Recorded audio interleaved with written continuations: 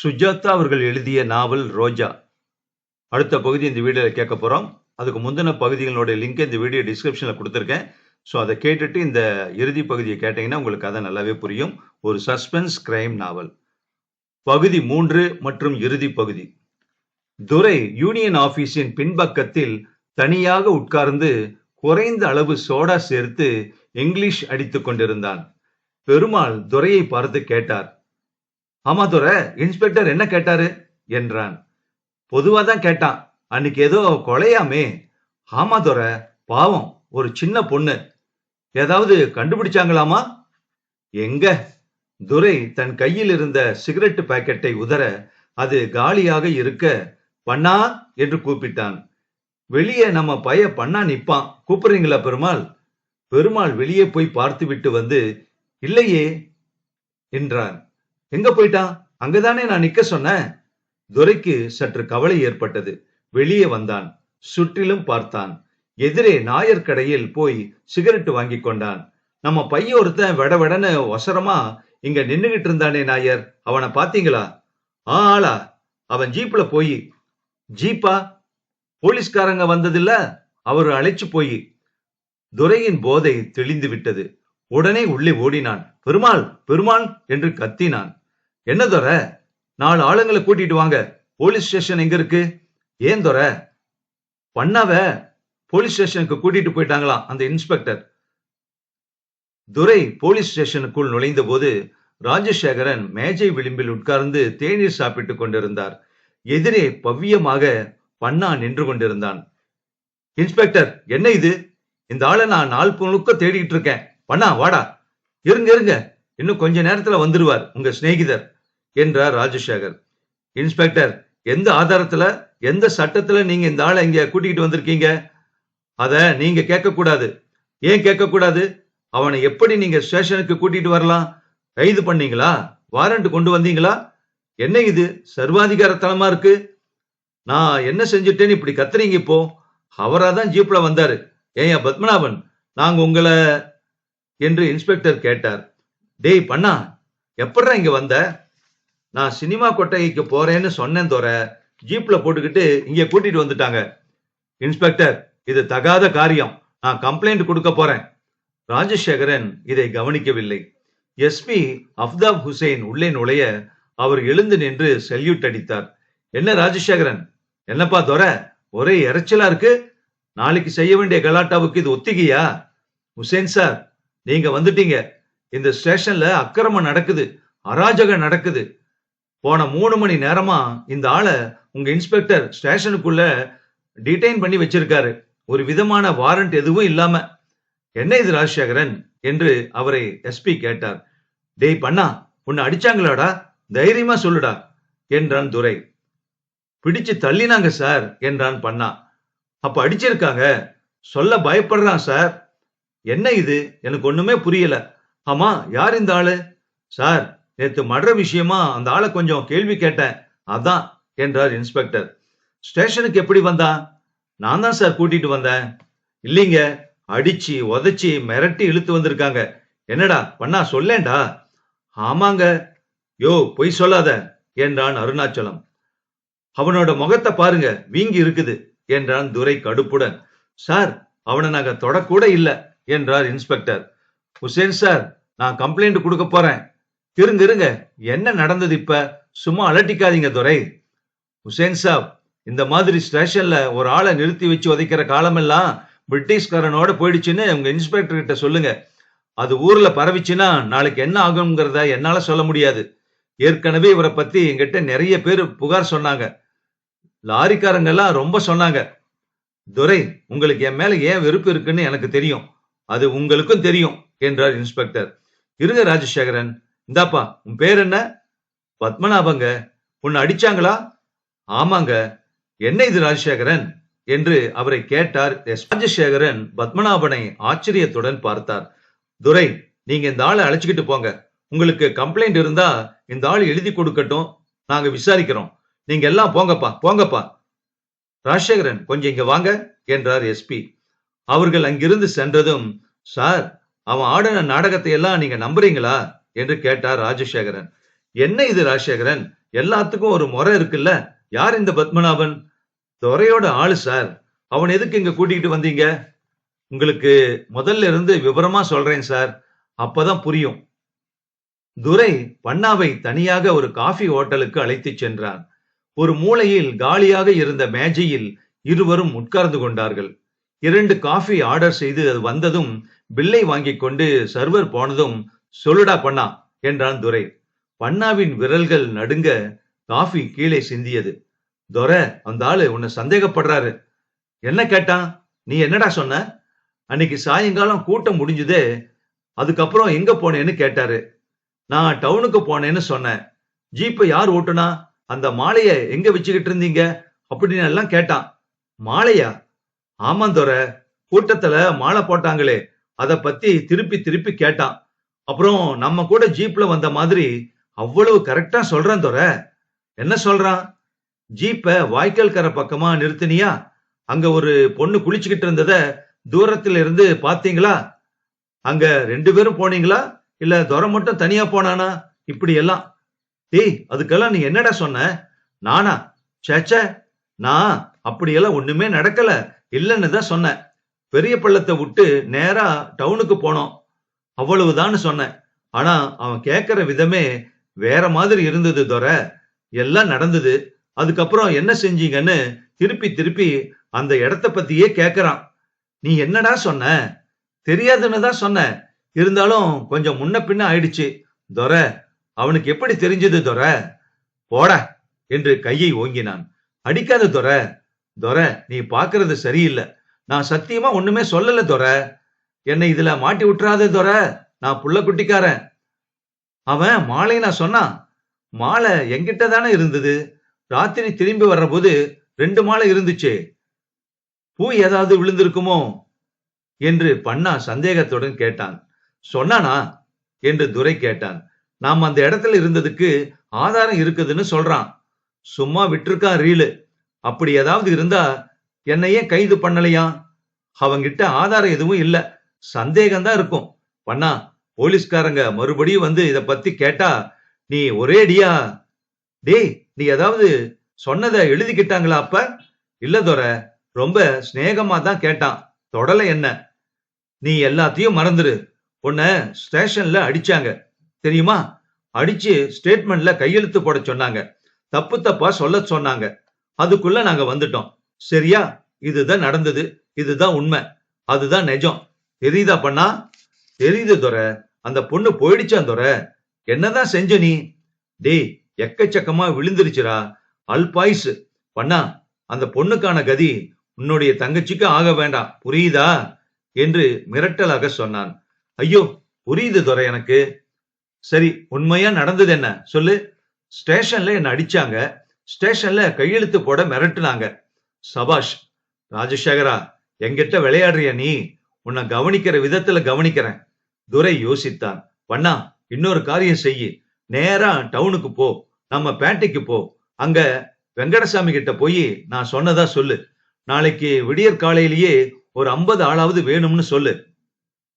Aftab Hussein சற்று நேரம் ராஜசேகரனையே பார்த்து கொண்டிருந்தார். அவனை கைது பண்ணணுமா, எதுக்கு என்று கேட்டார் அவர். அவன்தான் சார் இத செஞ்சது என்றார் இன்ஸ்பெக்டர். என்ன எவிடன்ஸ் இருக்கு உங்க கிட்ட? இல்ல நம்ம கிட்ட? இந்த ரோஜா பூ, ஜரிகை இலை, அதானே? அந்த பத்மநாபனோட நான் பேசினேன் சார். Totally immaterial Rajasekar. அவன் ஒவ்வொரு வார்த்தையையும் டெனைன் பண்ணுவான். ரெக்கார்ட் பண்ணீங்களா இல்ல பேசினீங்க, அவ்வளவுதான். அவன் என்ன சொன்னான்? முன்னுக்கு பின் முரணா சொன்னான், அப்படித்தானே சார்? ஆனா எல்லாமே நல்லா பொருந்தது. அவன் கூட்டத்தை விட்டு கிளம்புன சமயம், அவன் போன பாதை, அவனோட கன்னத்துல நகைக்கீரலை நான் பார்த்தேன் சார். அவன் கையில காயம் இருக்கு. அந்த ரோஜா பூ.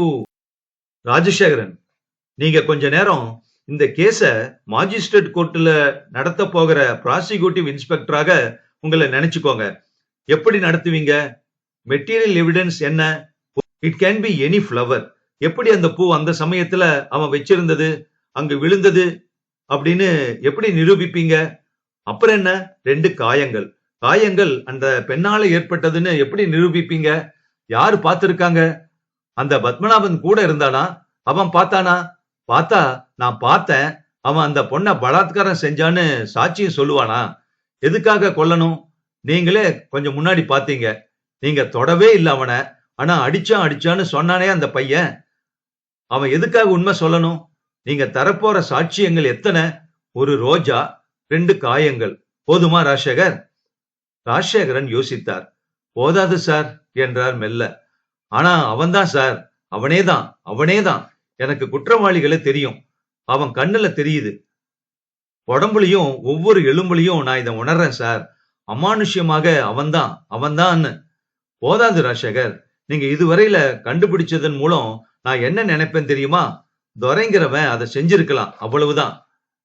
சார், நம்ம சட்டங்கள் மிகவும் குறை உள்ளதா இருக்கு சார் என்றார் தயங்கியபடியே. இல்ல ராஜசேகர், நம் சட்டங்கள் பெரும்பாலான சமயங்கள்ல பெரும்பான்மையான குற்றங்களை தண்டிக்க உதவுது. எல்லா குற்றங்களுக்கும் எல்லா நல்ல காரியங்களுக்கும் தாக்கு பிடிக்க கூடியவர் ஒருவரே ஒருவர் அல்லவா? நாளைக்கு மறியலை பத்தி கொஞ்சம் பார்க்கலாமா என்று கூறி முடித்தார் எஸ்பி. 4ஆம் தினம் ராஜசேகரன் கனவில் அந்த தாவணி, ஊஞ்சல், அந்த சலங்கை, அந்த கிழவன், விசிறி எறிந்த நோட்டுகள், உடைந்த வளையல்கள், ஒற்றை ரோஜா. ரோஜா இரத்த மலராக விரிந்தது. ஒரு புதிய உயிருடன் அதன் இதழ்கள் மெதுவாக விரிந்து கொண்ட ஆளரவமே இல்லாத மிக காலியான தெருவில் அவர் தம் கால் பூட்ஸுகள் ஒலிக்க நடந்து கொண்டிருந்தார். எதிரே சூரியன் மெதுவாக தண்ணீரில் அமிழ்ந்து கொண்டிருக்க அது முழுவதும் முங்கியதும் அவருக்கு அதீத சோகம் ஏற்பட்டது. அலார கடிகாரம் அடித்து விழித்தார். சரளா முன்பே எழுந்து விட்டிருந்தாள். அவள் சப்தம் சமையல் அறையில் கேட்டது. இன்று வேலை நிறுத்தம் என்ற ஞாபகம் வந்ததும் உடனே பல் தேய்த்து முகம் கழுவிக்கொண்டு வந்தார். என்னங்க, இன்னைக்கு தானே மறியல்? ஆமா, ஸ்ட்ரைக். அடிதடி நடக்குமா ஏதாவது? ஆஹா, நடக்காதுன்னு நினைக்கிறேன். எத்தனை மணிக்கு திரும்பி வருவீங்க? சாப்பிட வந்துட்டு நான் மறுபடியும் போகணும். ஆனா எனக்காக நீ காத்திருக்காத. சரளா பேசவில்லை. ஏன் சரளா பேசல? எனக்காக காத்திருக்காத. புருஷன் சாப்பிட்டதுக்கு அப்புறம் தான் மனைவி சாப்பிடணுங்கிறதெல்லாம் திருவள்ளுவரோட போயிடுச்சு. சரிங்க. அவள் குரலில் அலுப்பு தொனித்தது. இத பாரு, நாளைக்கு இதெல்லாம் முடிஞ்ச உடனே லீவ் எடுத்துக்க போறேன். எக்கேடு கட்டு போகட்டும். எவனை கொன்னா எனக்கு என்ன? ஒரு நாளைக்கு உனக்காக ஒரு நாள், நாளைக்கு அது. சாயங்காலம் மறுபடியும் ஞாபகப்படுத்துறேன். அப்ப இத சொல்லுங்க பார்க்கலாம். நீ வேணா பாரேன். எனக்கும் அழுத்து போச்சு சரளா. அந்த பொண்ணை கொன்னவன் யாருன்னு எனக்கு தெரியுது. மத்தவங்களுக்கு தெரிவிக்க முடியல, நிரூபிக்க முடியல. சட்டத்துக்கு, கோர்ட்டுக்கு அதை தெரிவிக்க முடியல. அதான் எனக்கு ரொம்ப வருத்தமா இருக்கு. யாருங்க அது? எவனோ ஒருத்தன். அவனை நான் கைது பண்ண முடியாத வரைக்கும் எவனா இருந்தா என்ன? சிஆர்பிஆர் புஸ்தகத்துல அவனை கைது பண்றதுக்கு விதி இல்ல. பத்தல. சரி விடு சரளா. நீங்க அந்த ஆளை கண்டுபிடிச்சிட்டீங்களா? கண்டுபிடிச்சிட்டேன். ஆனா ஒன்னும் பிரயோஜனம் இல்ல. சாட்சிகளே கிடையாது. நாளைக்கு என்னுடைய சரளாவோட முழு நாளும் வீட்லயே இருக்க போறேன். தேவலியே என் ராசா என்று சந்தோஷப்பட்டாள் சரளா. ஆலைக்கு வெளியே அரைவட்டமாக ஹெல்மெட் அணிந்த போலீசார் நின்று கொண்டிருந்தனர். அவர்களில் பெரும்பாலானோர் கையில் களி வைத்திருந்தார்கள். சிலரிடம் துப்பாக்கி இருந்தது.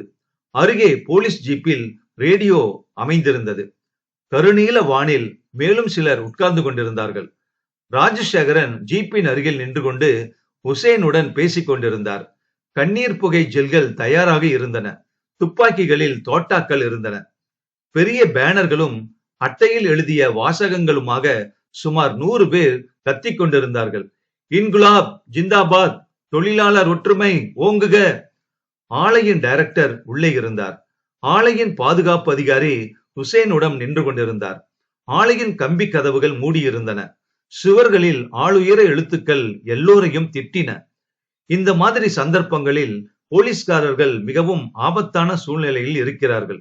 அவர்களுக்கு எதிரே இருப்பது ஒரு கூட்டம், பெயரில்லாத கூட்டம்.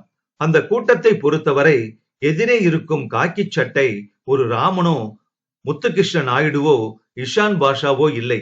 அரசாங்கம். அரசாங்கத்தின் மேல், அதிகாரத்தின் மேல் அவர்களுக்கு இருக்கும் ஏமாற்றம், பயம், வெறுப்பு எல்லாம் ஒன்று சேர்ந்த உருவகம். இவர்களிடம் ஆயுதம் இருக்கிறது. அவர்களிடம் ஆயுதம் இல்லை. இவர்கள் குறைந்த எண்ணிக்கை, அவர்கள் எண்ணிக்கையில் அதிகப்படியானவர்கள். இந்த சூழ்நிலையின் அடிப்படையில் ஒரு வெடிகுண்டு போன்ற ஆபத்தான அமைப்பு இருக்கிறது.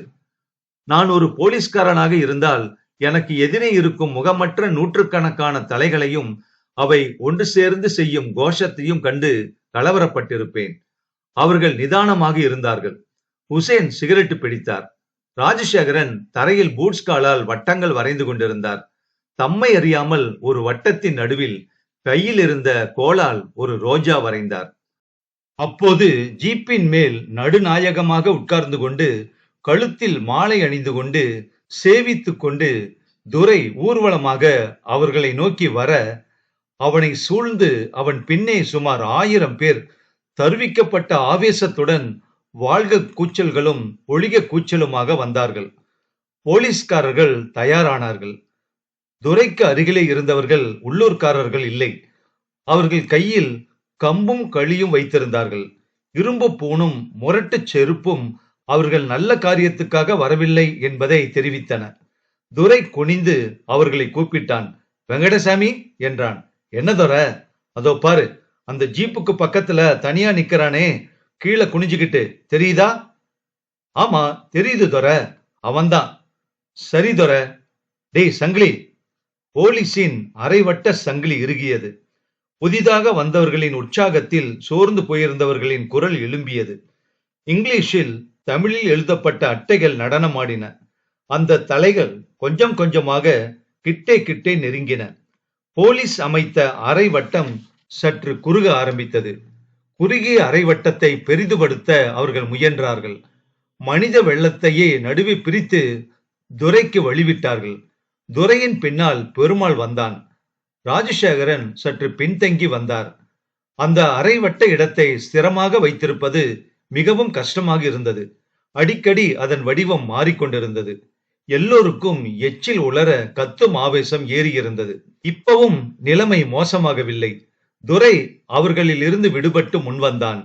அவன் மட்டும் ராஜசேகரனை பார்த்து வணக்கம் என்றான்.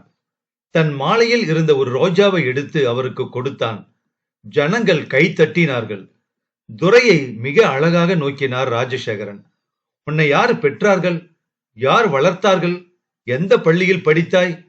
எப்படி ஒரு பெண்ணை சேதம் செய்துவிட்டு கொன்றுவிட்டு 2 நாட்களில் புன்முறுவலுடன் தெரிந்தே அந்த ரோஜாவை எனக்கு கொடுக்கிறாய்?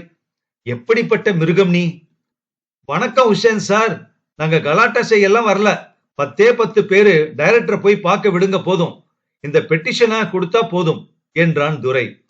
யூனியன் காரியதரிசி மட்டும் போனா போதும் சார் என்றார் ராஜசேகரன். இல்லைங்க, துரையும் வருவாரு என்றார் பெருமாள். என்னடா சொல்றாங்க போலீஸ் என்று அங்கே ஒரு குரல் கேட்டது. உள்ள விட மாட்டாங்களாம். நம்ம நியாயமான கோரிக்கைகளை கொடுக்க விட மாட்டாங்களாமா? ஏய் என்றான் ஒருவன். அவர்களுக்கு மிக அருகில் இருந்தார் ராஜசேகரன். அவர் பதற்றப்படவில்லை. ஒருத்தர் 2 பேர் போனா போதும், 10 பேர் போகணும் என்றான் துரை பிடிவாதமாக. சங்கிலி முன்னவாடா. ஹெல்மெட் போலீசார் மிகவும் கஷ்டப்பட்டு இந்த மனித அலைக்கு அணை போட்டுக் கொண்டிருந்தார்கள். உசேன், ராஜசேகரன் 10 பேரை விடுங்க, கூட கான்ஸ்டபிள்களை அனுப்பி உள்ள கூட்டிட்டு போகலாம் என்று உத்தரவிட்டார். ராஜசேகரன் உசேனை ஏமாற்றத்துடன் பார்த்தார். போலீஸ் சங்கிலி கொஞ்சம் விலக்கப்பட்டு துரை, பெருமாள் உள்பட 10 பேர் தபதபவென்று வட்டத்துக்குள் வந்தனர். 10 பேருடன் நிற்கவில்லை. 15 பேர், 20, 50. விடுபட்டவர்கள் உள்ளே ஆலையை நோக்கி ஓடினார்கள். அவர்களை சில போலீஸ்காரர்கள் துரத்தினார்கள். Police circle சிதறுண்டது. அங்கெங்கே பீய்த்து கொண்டு மக்கள் உள்ளே வந்து விட்டார்கள். இப்போது அந்த இடம் கலைக்கப்பட்ட தேனீ கூடு போல மாறிவிட்டது. உசேன் எச்சரிக்கை தந்தார். ராஜசேகரன் உரத்த குரலில் கத்தினார். தடியடி பிரயோகத்துக்கு ஆணையிட்டார். எங்கிருந்தோ கற்கள் பறந்தன. பாதுகாப்பு அதிகாரியின் முகத்தை சிதைத்தது ஒரு கல். ராஜசேகரன் முரட்டுத்தனமாக தம்மை அந்த சூழலில் இருந்து விடுவித்துக் கொள்ள முயன்ற போது தம்மை சுற்றி சுமார் 50 பேர் குவிந்திருப்பதை பார்த்தார். உசேன் உடனே நிலைமையின் தீவிரத்தை உணர்ந்து ஷூட் ராஜசேகரன் ஷூட் என்றார். ராஜசேகரன் ரிவால்வரால் வானத்தை நோக்கி சுட்டார். அவர் மண்டையில் இரும்பு பூன் போட்ட கம்பு வெடித்தது. தோளில், உடம்பில், மார்பில். இப்போது நிலைமையை விவரிப்பது கஷ்டமாக இருந்தது. கண்ணீர் புகையின் வெண்மேகங்கள், துப்பாக்கி ஒளி, எதிரொலி. கண்ணா பின்னாவென்று ஓடும் ஜனங்கள். நெற்றியில் வழிந்த ரத்தம் ராஜசேகரனின் கண்களை மறைத்தது. இருந்தும் எதிரே ஓடும் துரையை பார்த்து விட்டார். ராஜசேகரன் குறிவைத்தார், சுட்டார். ஓடும் துரை அப்படியே மடங்கி விழுவதை பார்த்ததும் தான் அவர் ஞாபகம் தப்பியது. முடிவுரை. மாலை பெரிய பள்ளத்தில் 24 மணி நேர ஊரடங்கு உத்தரவு போட்டிருந்ததால் பெரும்பாலான கடைகள் மூடி கிடந்தன. தெருவில் நடமாட்டம் ஒன்றுமில்லை. ஒரே ஒரு ஆள் மட்டும் வேகமாக நடந்து பாதி மட்டும் திறந்திருந்த ஒரு ஹோட்டலுக்கு உள்ளே குனிந்து நுழைந்து கூப்பிட்டான். ஹோட்டல் முதலாளி வேஷ்டியை மடக்கி கொண்டு ஒரு அறையை விட்டு வெளியே வந்து, இன்னைக்கு கடையெல்லாம் பந்து, ஒண்ணு கிடையாது என்று கூறினார். நான் சாப்பிட வரலைங்க ஐயரே, கொஞ்சம் ரேடியோ போடுங்க, மாநில செய்திகள்ல சொல்றாங்களாம் இன்னைக்கு காலையில நடந்த மறியல் பத்தி. அப்படியா என்று அவர் ஸ்டூலை எடுத்து போட்டுக்கொண்டு அதன் மேல் ஏறி ரேடியோவை இயக்கினார். அது சூடு பெற்று அதன் பச்சை கண் ஒன்று சேர்ந்ததும் பேசியது. டேஷ் ஜில்லாவில் பெரிய பள்ளத்தில் இன்று காலை ஒரு சர்க்கரை ஆலையின் முன் நடந்த ஆர்ப்பாட்டத்தில் போலீசார் சுட்டதாக தகவல் தெரிகிறது. 2 பேர் இறந்ததாகவும் 18 பேருக்கு காயம் என்றும் சொல்லப்படுகிறது. இறந்தவர்களில் ஒருவர் போலீஸ் இன்ஸ்பெக்டர் ராஜசேகரன் என்றும் மற்றொருவர் தொழிலாளர் தலைவர் ஏ.கே. துரை என்றும் தெரிகிறது. முதலமைச்சர் அது பற்றிய அவசர விஷயமாக சட்டசபையில் பேசும்போது அந்த சம்பவம் பற்றி நீதி விசாரணை செய்யப்படும் என்று அறிவித்தார். சுஜாதா எழுதிய நாவல் ரோஜா முற்றும். இந்த நாவல் சம்பந்தப்பட்ட கருத்தை கமெண்ட் பாக்ஸ்ல பதிவு பண்ணுங்க. நன்றி.